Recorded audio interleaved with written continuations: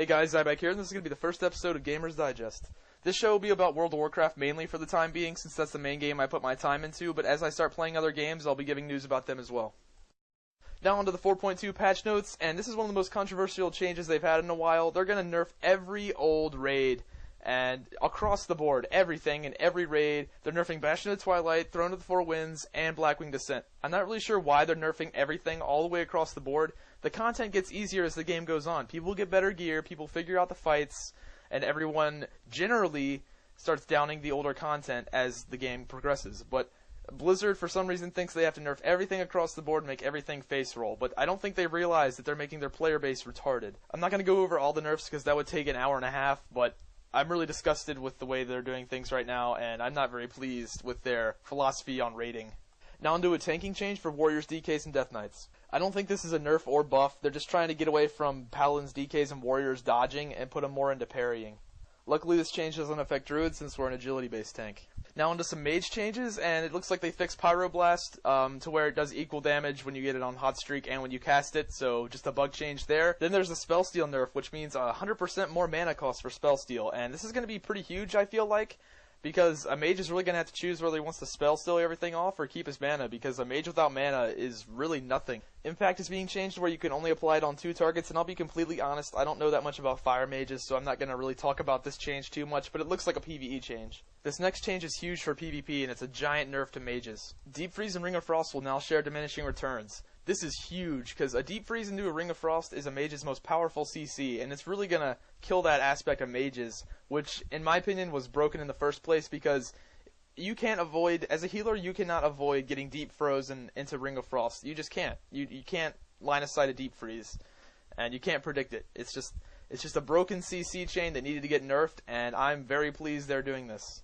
Below that, you can see 2 changes that got reverted. One change that got reverted was Ring of Frost having a 1.5 second cast time. This was to counter the Ring of Frost, or Deep Freeze into Ring of Frost, but I don't really think this was going to be an effective way to nerf it. I feel like the diminishing return was definitely the right way to go with this. And I really can't say anything about the 6 second cooldown for mages on Spellsteal.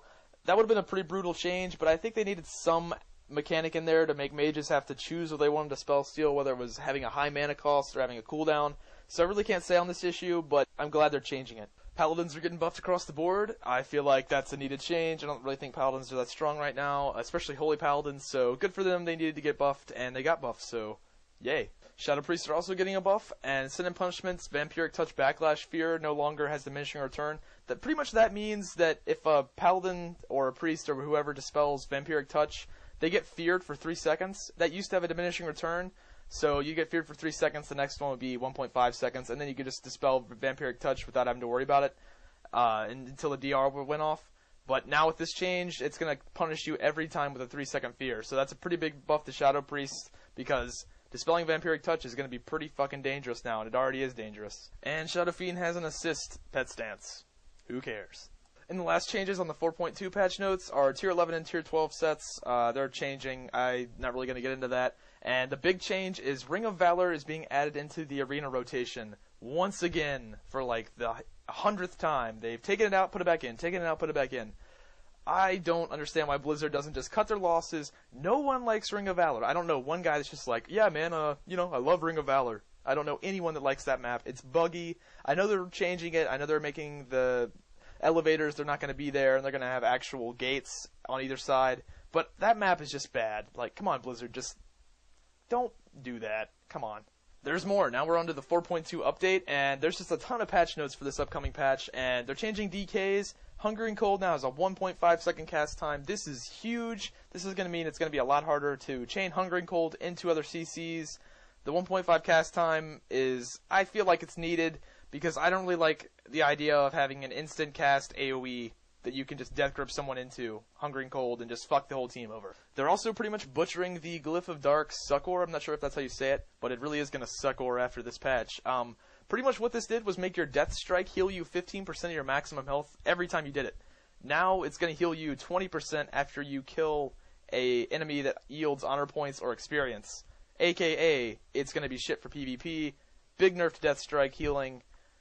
I really can't say if this is a just change in my opinion. I don't know, I really can't say. I feel like the Hungering Cold one is, but this one, I'm not sure. I mean, DK's healing himself is really fucking annoying, but I'm not sure if this is the right way to go about it. Now onto the Druid changes, and what they're doing to Druid tanks is they're going to nerf our damage a bit because it was scaling too fast. We are very high DPS tanks.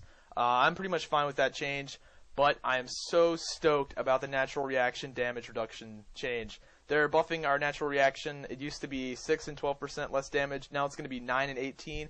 That's a pretty big buff. It looks like they're trying to make Bear Form a viable defense option for Feral Druids. It really hasn't been that viable. It's been decent, but at high level PvP, people can get through it. They know how to set up bursts and really get through it. But 9 and 18%, that's quite a bit of damage reduction. So I'm pretty stoked about that, and I will probably spec into it to at least try it out when this change goes live. And some Paladin tanking changes. I don't really know too much about Paladin tanks, but it looks like they're adjusting how much they can block with certain abilities, so I'm not going to really get into that since I don't know what I'm talking about. Now onto the Rogue changes, and it looks like Cloak of Shadows is going to have a 2-minute cooldown. This is just one of those changes that makes you want to go, what the fuck? I don't get this at all. I mean, I know rogues survive really well. A really good played rogue doesn't die that often, but I don't think this is necessary at all. A good team can kill a rogue. This is just backs up my opinion on Blizzard balancing the game around low-rated PvP. Because I'm sure low-rated people don't know how to kill rogues. I'm pretty sure any high-rated team can kill a rogue. And I feel like the Cloak Shadows cooldown, while I do think Cloak Shadows is annoying, I feel like it was fair. Because it was a decently long cooldown, and they can only do it once. It doesn't last that long. And I felt like it was fair. I don't think this is fair at all for rogues. I feel like they're just going to get fucked up by casters that actually know how to play their class. Being a Feral Druid, I know how it sucks not having Cloak of Shadows. Now, I realize they're not taking Cloak of Shadows out of the game for rogues, but holy shit, they're going to get fucked up when they don't have Cloak of Shadows up for that long. I just remember watching in Season 8 on BlizzCon when Hydra's playing RMP against Wizard Cleave, how Calamist would literally have to run around a pillar the entire game unless he had Cloak of Shadows up. And when he had Cloak of Shadows up, then they would go in and try to do some damage. But other than that, he just had the line of sight. So I really sympathize with rogues right now, because I know how much it sucks not having Cloak of Shadows. It gets even better. Combat Readiness and Cloak of Shadows share a cooldown. What? I don't get this at all. Like, yes, rogues are hard to kill. They don't need this many nerfs. I just don't... Oh, man, this is just unbelievable. Rogues are going to get so fucked up next patch. If this goes live, I will be really disappointed in Blizzard. I am very disappointed they would even consider this, because... man, rogues. Man, I feel your pain. This is gonna suck ass. But thank God Cloak of Shadows is no longer on GCD. Oh man, dude, you guys have been fucked if that wasn't the case. Jeez. Everything else just looks like PvE damage buffs, and you can also say they're PvP damage buffs, but with your survivability being this bad, it's not going to be relevant. And it also looks like Elusiveness is going to reduce your Cloak Shadows cooldown by 10 seconds, and reduce the cooldown of Combat Readiness by 30 seconds if you're spec'd into it twice, which I'm sure you would be. You know, whatever. I mean, at that point, it doesn't even matter. You're just going to get fucked up. Now let's move on to some happy news, and there's going to be some new pet achievements, and I'm pretty stoked about this since I'm an achievement nerd. The first new pet is Nut the Squirrel, and you'll be able to get him after you get 100 pets and get the Petting Zoo achievement. Up next is the Brilliant Kaleri, and you'll be able to get this after you get the Menagerie achievement at 125 pets. And finally, if you manage to get 150 pets, you'll get the Littlest Pet Shop achievement and get the Celestial Dragon. Now on to a more fucked up story I found on the internet, and apparently the Chinese government is using their prisoners to farm WoW gold and make the government money. So what's going on in these prison camps is they're making all the prisoners do physical labor in the day, and then at night they're forced to play WoW and grind gold. And the prison is selling the gold and making money off of it. And these guys are playing WoW for like 12-hour shifts, just grinding gold, then going and doing physical labor. And if these guys decided they didn't want to farm gold or they didn't meet their quotas, they were tortured. Here's a quote from one of the inmates in the prison. "If I couldn't complete my work quota, they would punish me physically. They would make me stand with my hands raised in the air, and after I returned to my dormitory, they would beat me with plastic pipes. We kept playing until we could barely see things." This particular inmate was arrested for petitioning the government. And that's one thing, especially in the United States, that we take for granted.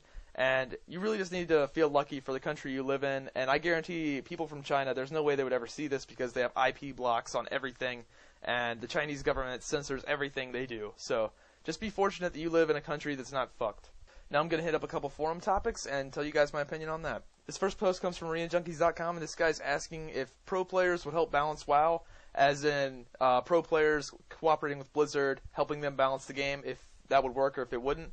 My particular opinion on this is yes, I believe it would work, but that's not realistic. Let's be honest. This game is balanced around low-rated PvP because there are more low-rated people than high-rated people, and low-rated people don't know how to pull off CC chains effectively. They don't know how to set up damage. They just don't know how to do it. Why do you think Resilience got nerfed?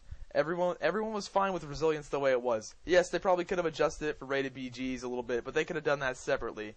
But they nerfed Resilience in arenas because low-rated players were complaining that it was Mana Wars. High-rated players were not complaining that it was Mana Wars because high-rated players know how to set up CC chains. Low-rated players didn't get it. They were like, what the hell, I cycloned him and we didn't do anything out of the cyclone and he got healed back up and this game's just a Mana War, this game sucks. And guess what? They nerfed Resilience, so now you cyclone someone, you kill someone because the burst in this game is fucking ridiculous.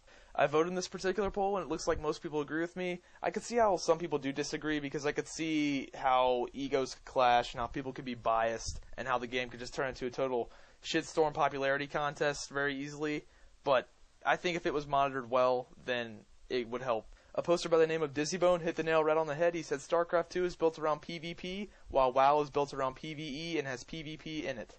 Now I'm going to switch gears completely to PvE and hit up the WoW forums. This particular poster is wanting 3 levels of raid difficulty, normal, heroic, and easy.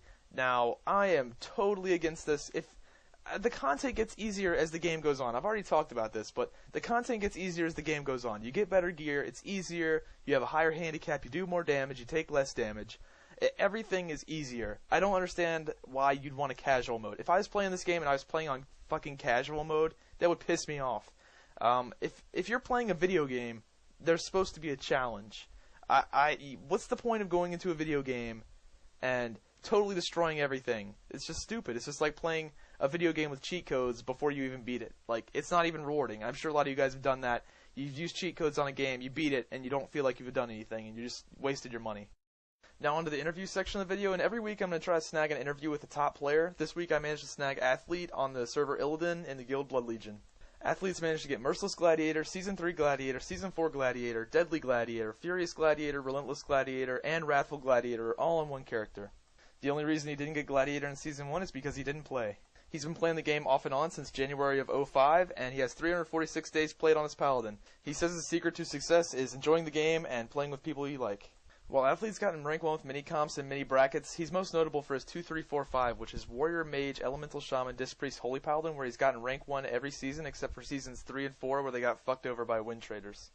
Athlete doesn't use many add-ons, in fact he only uses 2, and those are X-Pearl and Interrupt Bar. As for hardware, he uses the Razer Lachesis mouse, the Logitech G19 keyboard, and the Razer Kakarius headset.